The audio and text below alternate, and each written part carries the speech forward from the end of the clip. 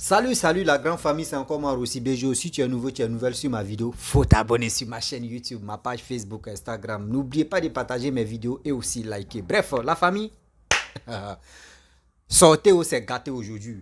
Voici Jean Bonnet qui va casser Papo. Il dit qu'on dit vrai Papo du FPI. Écoutez très bien les propos de Jean Bonnet. Je pense que la plupart des Ivoiriens qui sont ignorants, ils vont se rappeler.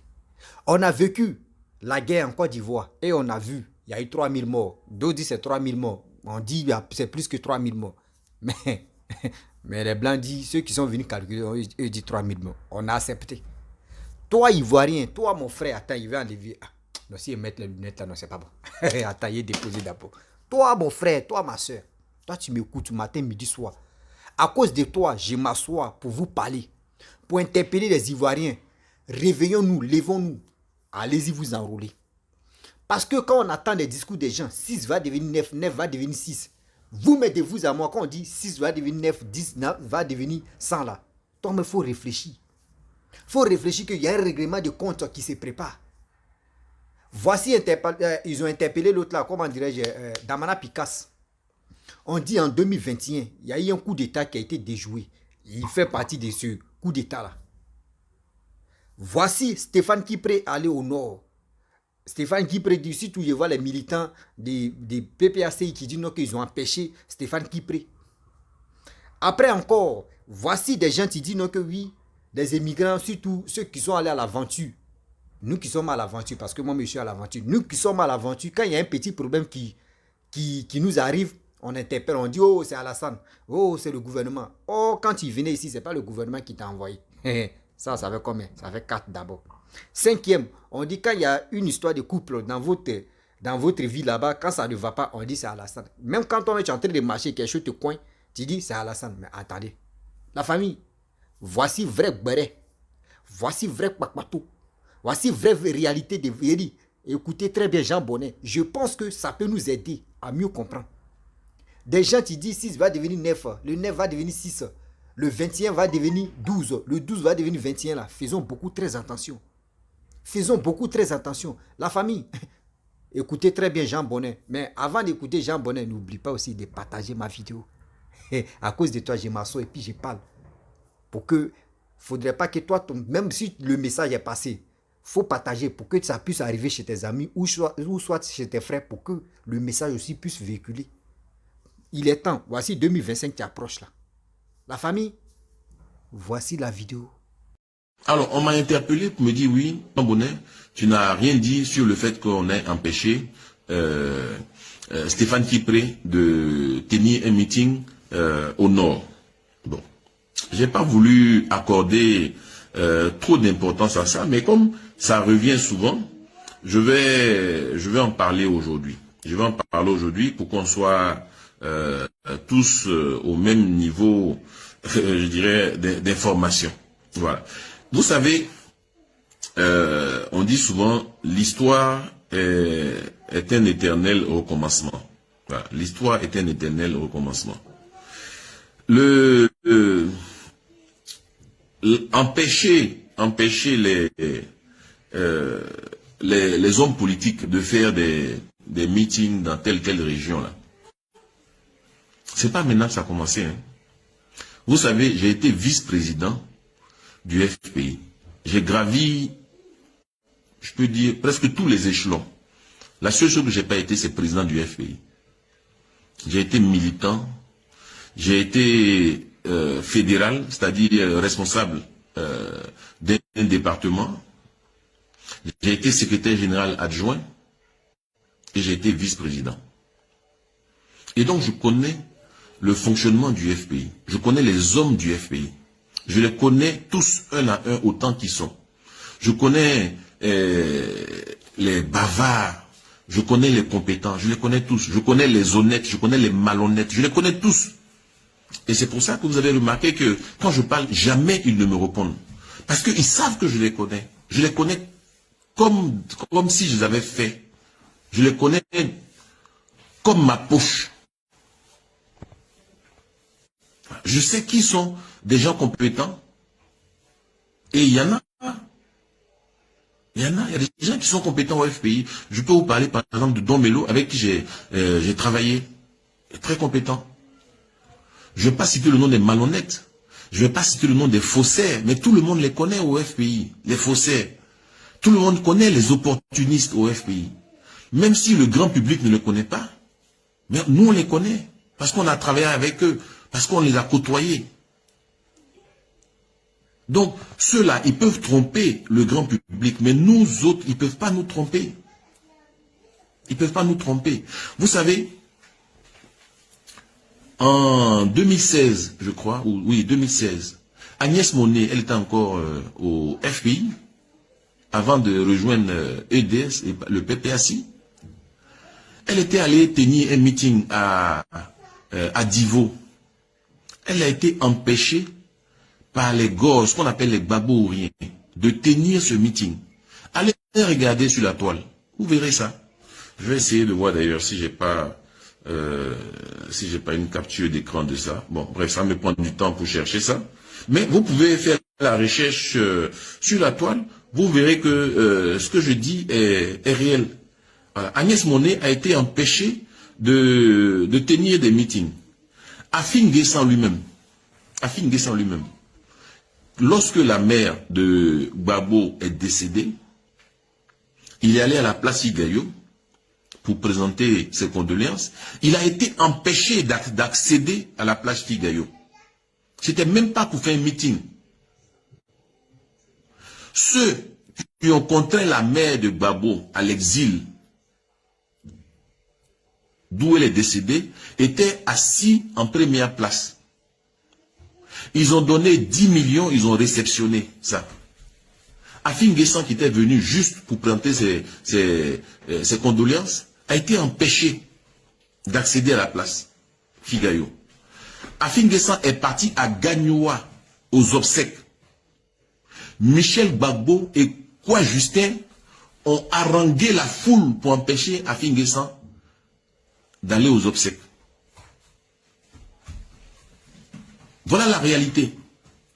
Et donc, ceux qui empêchent leurs propres partisans, parce qu'ils sont dans une guerre de positionnement, d'aller à des meetings, d'aller à des obsèques, sont très mal placés pour venir pleurnicher dans mes oreilles pour dire oui, on empêche Stéphane Kipré d'aller à un meeting au nord. Non. Quand on crache en l'air, il faut s'attendre à recevoir des gouttes sur le nez, dit le proverbe. Donc, vos lamentations pourront émouvoir ceux qui ne connaissent pas le fonctionnement des gores. Ceux qui ne connaissent pas leur fer d'âme. Moi, je connais leur fer d'âme, je connais leur façon de procéder. Je connais leur manière d'agir. Ça peut tromper les naïfs, mais moi, ça ne me trompe pas. Et donc, ne vous attendez pas à ce que je vienne prendre position pour Stéphane Kipré ou autres qui auraient été empêchés de tenir un meeting, alors que eux-mêmes, c'est leur propre modus operandi. C'est aussi simple que ça. Je n'ai aucune sympathie pour les gores. Donc, tenez-vous cela pour acquis. Parce que moi, je me bats pour la Côte d'Ivoire. Eux, ils se battent pour un individu. Ils disent qu'ils sont Gbagbo ou rien. Moi, je suis Côte d'Ivoire ou rien. Donc, nos intérêts s'entrechoquent. Nos intérêts sont opposés. Ils sont Gbagbo ou rien. Moi, je suis Côte d'Ivoire ou rien. C'est-à-dire qu'ils mettent Gbagbo au-dessus de la Côte d'Ivoire. Moi, je mets la Côte d'Ivoire au-dessus de tout le monde. Donc, nos centres d'intérêt sont différents. Et donc, ne venez pas me dire, voilà, ils ont fait ça, et fait ça. Ce que j'ai dit là, vous pouvez le vérifier. Est-ce qu'Afin Guessan n'a pas été empêché à la place Figayo? Est-ce qu'Agnès Monet n'a pas été empêchée à Divo? Vous verrez ce que je dis. Donc, je ne me laisse pas émouvoir par ces lamentations de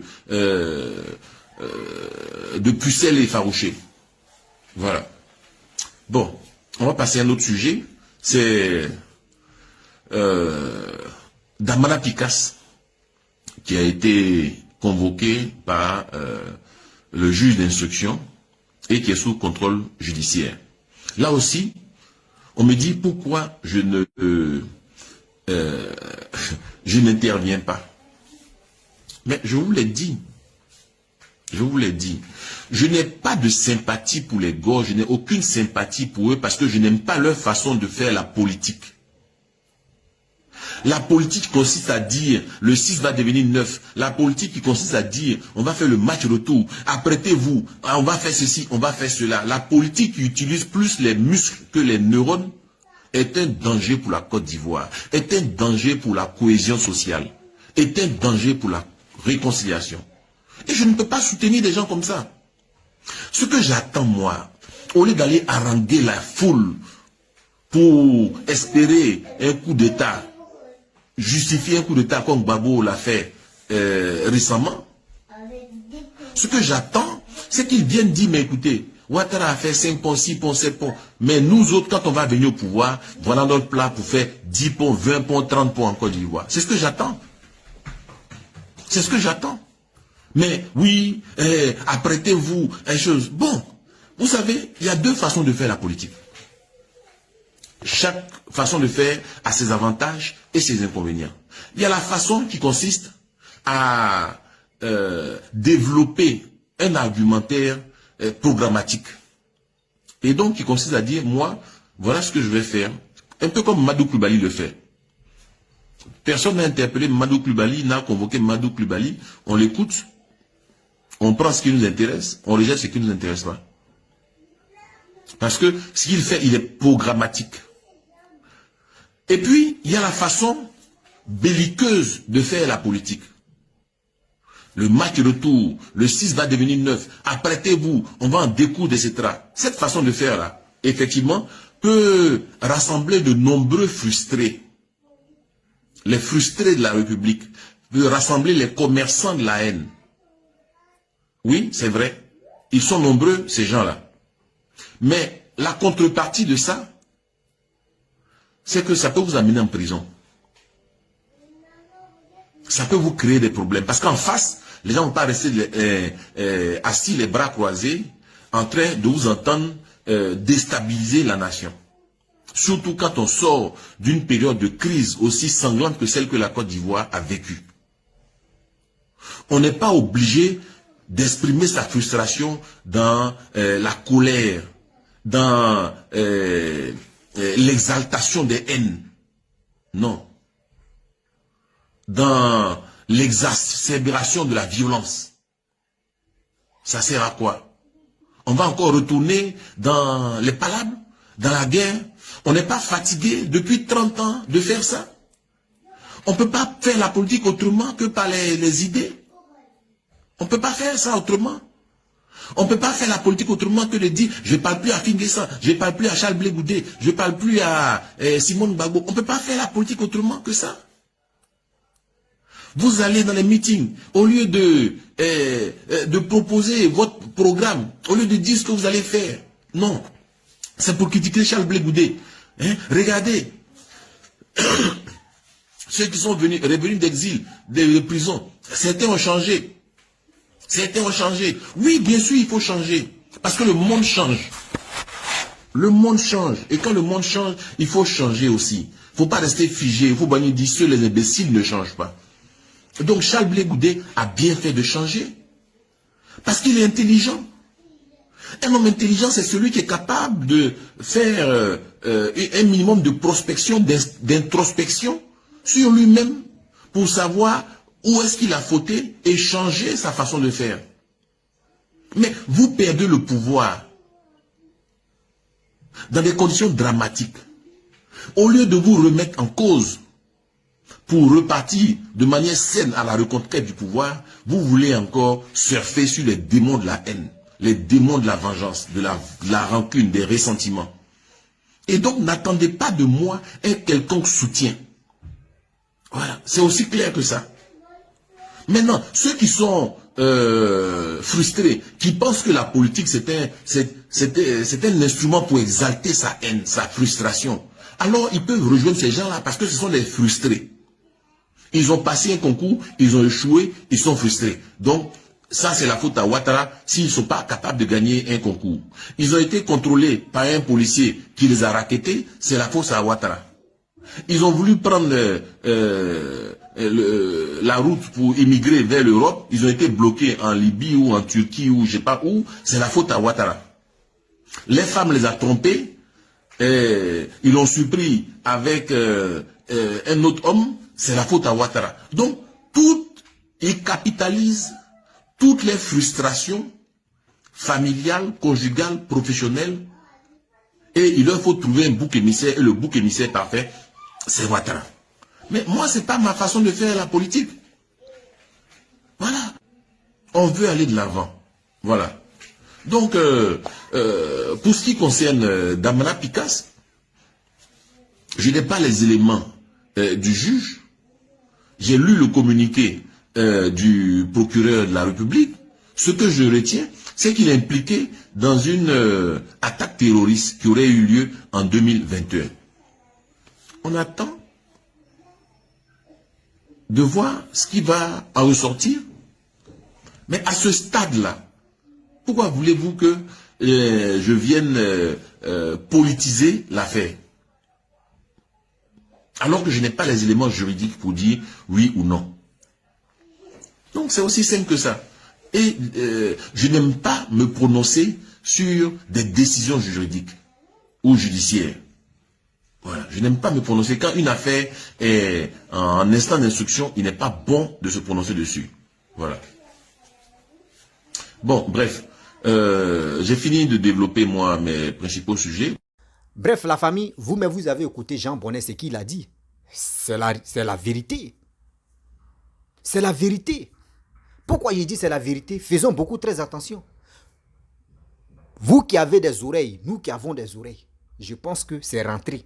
Jusqu'à c'est rentré même dans nos cerveaux. On a réfléchi. On dit entre nous, un chien ne peut pas te parler pour que ça puisse rentrer dans ta tête. C'est un homme, tu peux te parler. On dit Dieu passe par quelqu'un pour venir te laisser un message. Si nous, on est sur les réseaux sociaux, on vous interpelle pour dire partez-vous enrouler, partez-vous enrouler. Le jour si on dit il y a les mythiques ici, ou soit il y a les marches ici, n'allez pas là-bas là. Vous ne savez pas si c'est vraiment c'est Dieu, mais tu lui donnes le courage de venir toujours vous parler. Vous ne savez pas. Mais le message que Jean Bonnet a véhiculé, je pense que parmi vous ou parmi nous, beaucoup de personnes ont compris. Toi, ma soeur, toi, tu me regardes. Mon frère, toi, tu me regardes. N'oublie pas de partager la vidéo.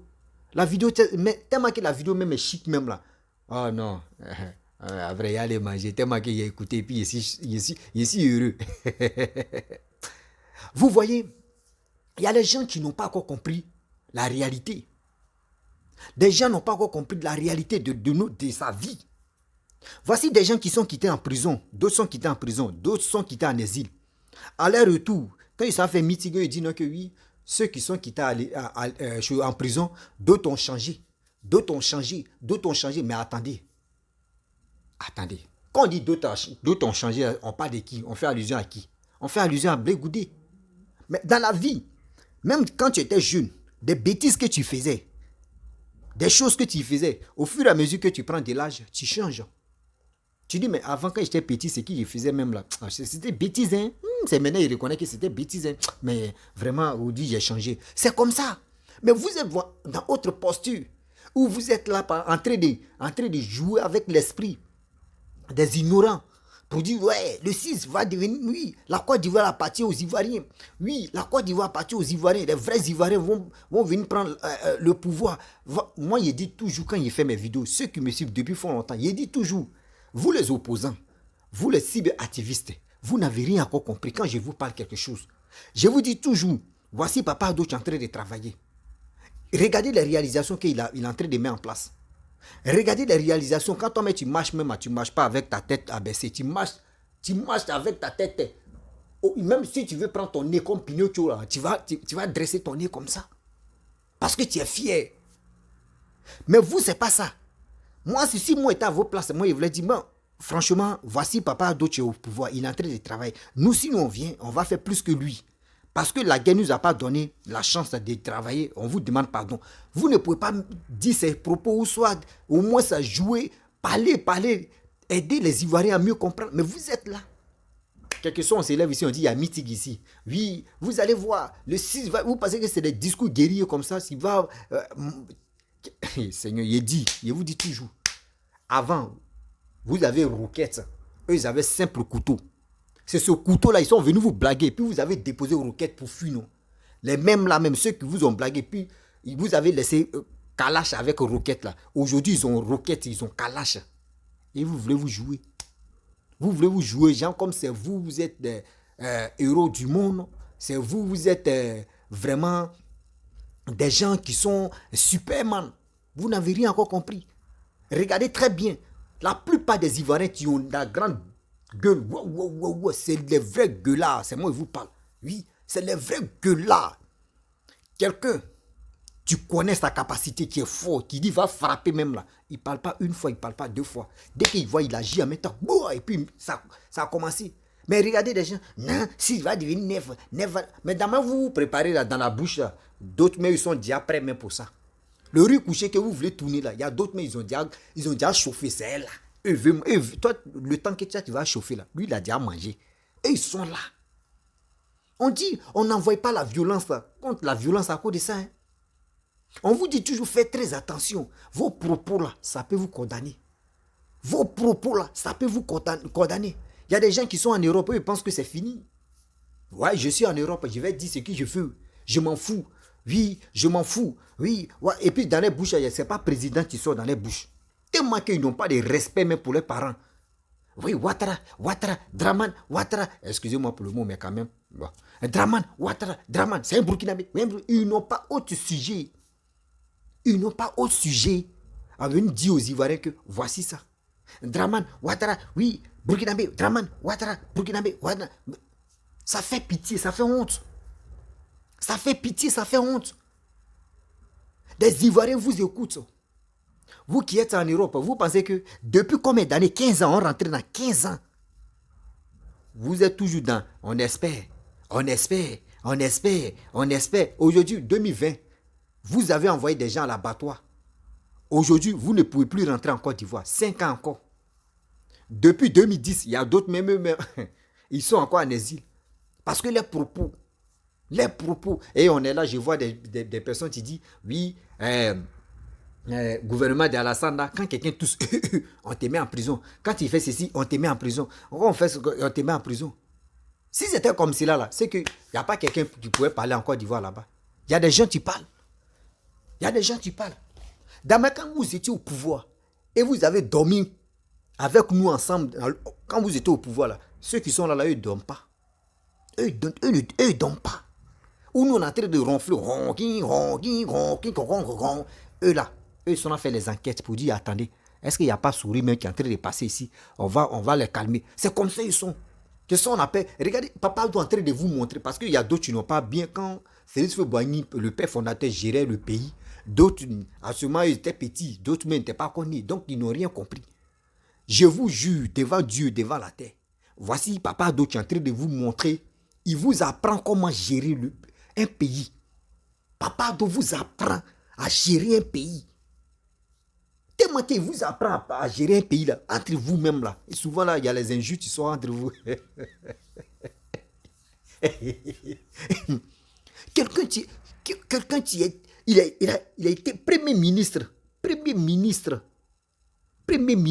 de Côte d'Ivoire. Quand on dit Côte d'Ivoire là, depuis Côte d'Ivoire, on dit Côte d'Ivoire qui est le premier président de Côte d'Ivoire là, Félix Houphouët-Boigny. Qui était son premier ministre? Le père Papa Ado. Ce monsieur, ce pépé, tu es rempli de sagesse, tu es rempli de politique. C'est avec lui où vous voulez jouer. D'autres, ils n'ont plus d'arguments pour venir parler. Ils sont là, oui. Ils sont là à mettre des tout sourds. Ils sont là à mettre des gens en prison. On cite les noms, on met toujours en prison. Mais attendez. Vos propos, vous mettez les activistes, matin, midi, soir, vous insultez des gens matin, midi, soir. Vous traitez des gens des étrangers. Vous-même, vous n'êtes pas dans votre pays, vous êtes à l'étranger. Vos enfants que vous faites là-bas, là, quand aujourd'hui, si les Français disent non, que vos enfants ne sont pas français, vous allez vous fâcher. Vous allez vous fâcher pour dire pourquoi vous dites non que nos enfants ne sont pas, ils sont pas français. Mais pour vous, quelqu'un, on dit avant, la Côte d'Ivoire et le Burkina, c'était un pays. Mais après, ils ont divisé. Il y a des gens, les parents se trouvent au Burkina. Il y a des Burkinabés, les parents se trouvent en Côte d'Ivoire. C'est la même famille. C'est la même famille. Burkina, Côte d'Ivoire, c'est la même famille. Moi, je ne vais pas voir un Burkinabé et dire, seulement si il veut le taquiner, il dit, on dit quoi là, il Seigneur. Excusez-moi, quand il était en Côte d'Ivoire, il sortait avec une fille burkinabé, elle est nounouman. Donc, elle m'apprenait, mais je ne comprends pas. La fille bébé, voilà. La fille bébé. La fille, tout ça, bon. Après, vous allez m'apprendre à parler de Burkina. Burkinabé plutôt. Donc, vous voyez, c'est des choses qu'on ne doit pas faire. C'est vous êtes sur les réseaux sociaux, insulter maman des gens, papa des gens, etc. etc. On dit empêchement qui s'est passé au nord là-bas, où ils ont dit non, ils ont empêché l'autre là, Stéphane Kipré. Ah, ils ont empêché Stéphane Kipré. C'est méchant, mais Jean Bonnet a tout dit. Hein. Jean Bonnet a expliqué ceux qui ont envoyé cette histoire d'empêchement des gens pour aller rendre visite aux gens là. C'est que c'est vous avez envoyé lui. C'est ça, je vous dis toujours que, excusez-moi hein, mes parents. Moi, il dit, j'ai un côté BT, voilà. Mon père est de BT de Dalois, voilà. Ma mère, elle est de Baoulé de Tébissou, et aussi, nordiste de Ferké. Donc là, je suis divisé en 3 parties. Mais on doit se dire les vérités. Vous savez, d'abord, les BT là, surtout les gars de l'Ouest là, ils ont la grande gueule. Ils ont la grande gueule. Eux commencent quelque chose que des gars ne peuvent pas terminer. Mais si c'est pour chanter, ils sont faux. Mais si on dit non, on va à confrontation, ils sont pas ils sont les vrais gueulards. Vous commencez des choses, mais quand d'autres répliquent, ça vous fait mal. Pourquoi? J'ai dit, vous qui êtes à côté de vos papas, posez des questions à vos pères et à vos mères. Quand Félix Houphouët-Boigny était au pouvoir là, qui a dit à Félix Houphouët-Boigny voleur? C'est Laurent Gbagbo. Un président, tu vas le traiter de voleur. Maintenant, aujourd'hui, toi, tu es venu au pouvoir, tu n'as pas pu travailler. Aujourd'hui, quand on veut te critiquer, tes partisans, tes cyberactivistes, tes mercenaires sont là. Non, Gbagbo, il est comme ça. Mais eux-mêmes, ils sont malades dans la tête. Eux-mêmes aussi, là, ils ont insulté. Même eux continuent d'insulter Papadou. Mes frères et sœurs, je vous dis toujours, 2025 tu approches là, allons-y, partez-vous enrôler. Partez-vous enrôler. Pour être prêt pour voter. Pas pour dire pour être prêt pour faire autre chose. Je vous dis, 2025 qui approche là. Celui qui dit les candidats, nous les Ivoiriens, on va aller entourer toi, ta cour familiale. Il n'y a pas quelqu'un, mais tu vas dire non, on va enlever nos enfants en Côte d'Ivoire. Jamais. Il y a un qui a dit, eux, ils vont clôturer Côte d'Ivoire, non. Il y a un activiste, un blogueur qui dit, ils vont clôturer Côte d'Ivoire. Il dit, mais il y a les avions qui peuvent survoler. Donc, moi, il dit, non, on doit mettre embargo. Vos maisons, on va entourer, des gens vont rester là. On va veiller jusqu'à l'élection là va finir. Il y a quoi? On vient ici, c'est de Stéphane Kipré. On vient ici, c'est vous. On vient ici, c'est vous. 6 va devenir... Et puis, je vois Jeannette, elle aussi, oui. Le 6 va devenir 9. Le 6 va devenir 9. Le 6 va devenir 9. Vous êtes les grands gueulards. Les vrais gueulards, là, c'est vous. Sérieux. Vous pensez que c'est comme ça qu'on fait la politique? Vous pensez que c'est comme ça qu'on fait la politique? Je vous dirai devant Dieu, voici, je suis là, c'est citron, là. Si on place Laurent Gbagbo, même on place Blé Goudé va battre Laurent Gbagbo. Mais si on place Simone et puis on place Laurent Gbagbo, Simone va battre Laurent Gbagbo. C'est moi qui vous parle. Où est fort? J'ai tout compris. Parce que ce gars-là, il n'a plus... Quand on dit la politique même, Gbagbo est perdu dans la politique. Gbagbo est perdu dans la politique. Dans la vie, quand tu ne respectes pas tes aînés, dis-toi que demain, là, ça va te rattraper. C'est ça. C'est ça qui est en train de rattraper surtout Laurent Gbagbo. C'est les conséquences là qui sont en train de tomber sur Laurent Gbagbo. Et je vois l'autre là, Damana Picasse, non. Damana Picasse dit non que oui, c'est pas sa première fois de faire la prison. Laurent Gbagbo a déjà fait prison tant de Félix Houphouët-Boigny. Donc c'est pas ça. Mais regardez comment vous raisonnez comme ça. Comment vous raisonnez comme ça? Et puis, Le gouvernement ivoirien, s'il vous plaît, respectez-nous quand même. Je vous demande pardon. Voici un message que moi, j'aimerais m'adresser. Je vous demande pardon.